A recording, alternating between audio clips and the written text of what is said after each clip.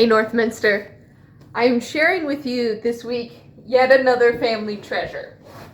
A few of you saw before when I posted about this Bible. This is my family Bible. It is from the 1800s. Let me double check. What's the copyright? 1890. And so this is a family treasure that's been passed down. You can see the lovely wear on it. It has a bunch of really cool prints in it.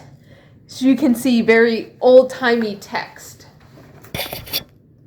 So why I love this Bible in particular is that it has in the middle of it a very special, give me a moment to find this. There we go.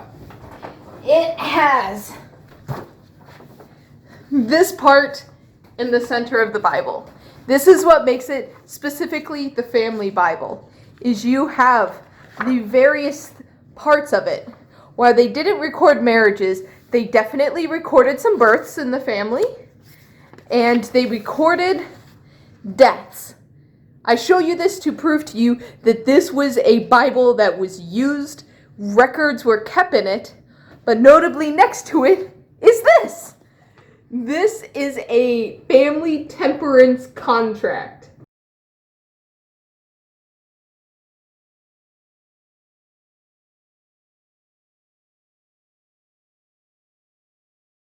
It actually says to take it out of the Bible after you have signed it so you can post it on the wall and show all your friends how you too do not consume alcohol.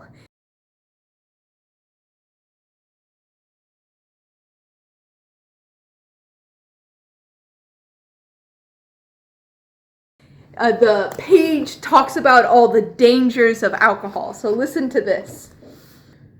Why sign the pledge? Because moderate drinking tends to drunkenness, while total abstinence Moderate drinking tends to drunkenness, while total abstinence directly from it. While no one means to become a drunkard, there is said to be over 600,000 confirmed drunkards in our country today. Intoxicating drinks can do no good as a beverage, and there's always safer and surer remedies in the use in cases of sickness. The idea of moderation is full of deceit, and our estimate of the power of our own will is usually a mistaken one. The drinking habit is the cause of a larger portion of the misery, poverty, and crime of our land. And it goes on, and it has some Bible verses attached to it, and a picture of a lovely family. So what is this doing in a Bible?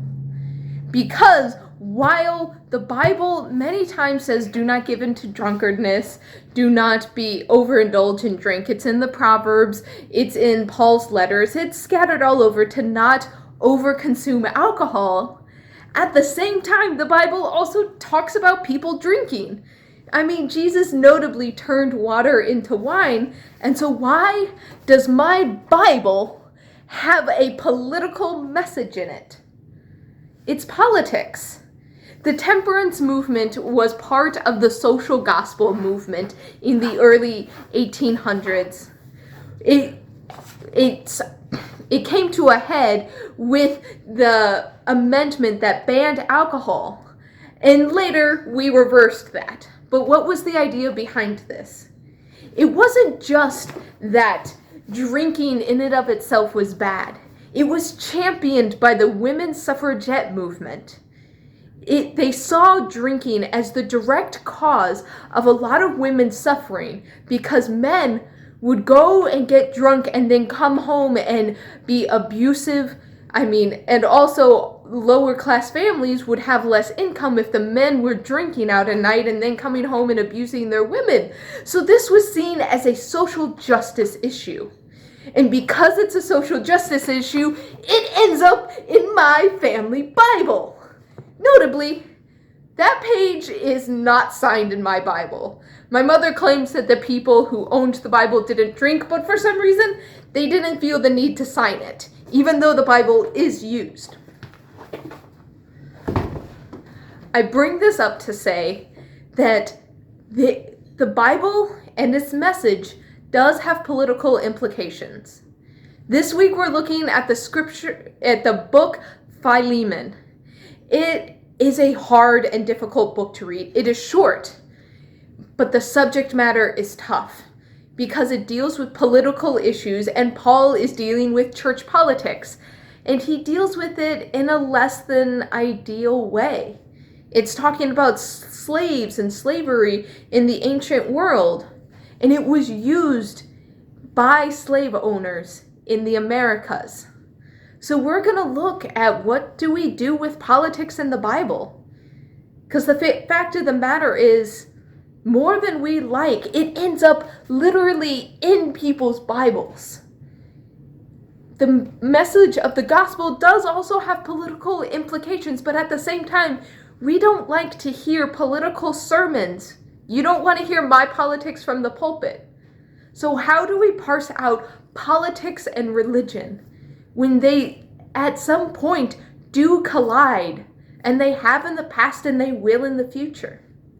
So, Northminster, take care. I'll see you on Sunday to dive into this really, really difficult discussion, but we need to have it. Because right now we're diving farther into a time where politics and religion are coming head to head, and we're trying to make left from right from it. So take care, Northminster. I'll see you on Sunday.